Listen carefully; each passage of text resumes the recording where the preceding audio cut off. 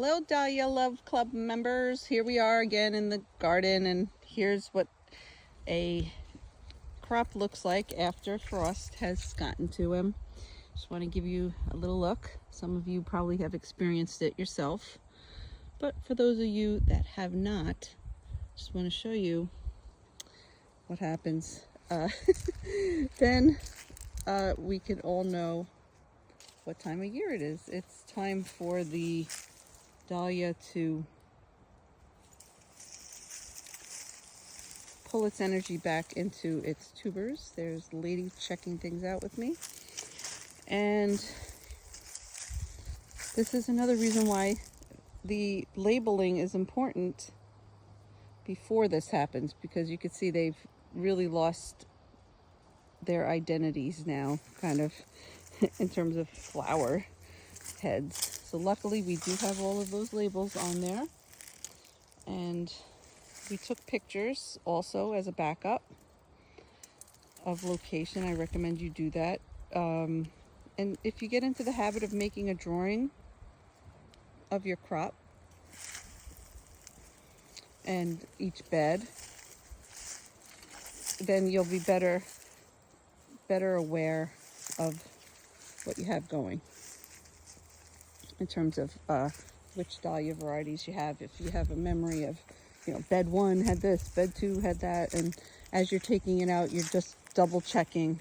I mean, I must admit, I have not been 100% successful at doing that. One, it's just one of my weaker points is to remember details of names.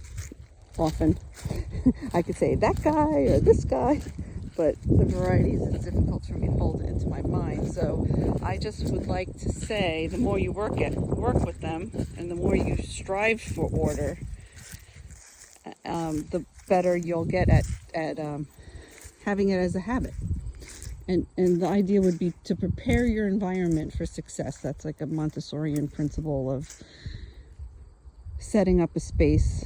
So if you get everybody on your team or everybody in your family to know the steps that you have decided to do with this dahlia care, as you do research, you'll find out that there's so many ways people do this. And really the overriding theme is to create a way. That's it. Create your way and then stick to it for a while to see if it works for you, and tweak it as it goes, but decide on a way and then make it happen. There's my shadow. Woo! Happy end of the dahlia flowering season, and happy into the, let's see how many dahlia tubers we get from each dahlia we put in. That's going to be fun and abundant.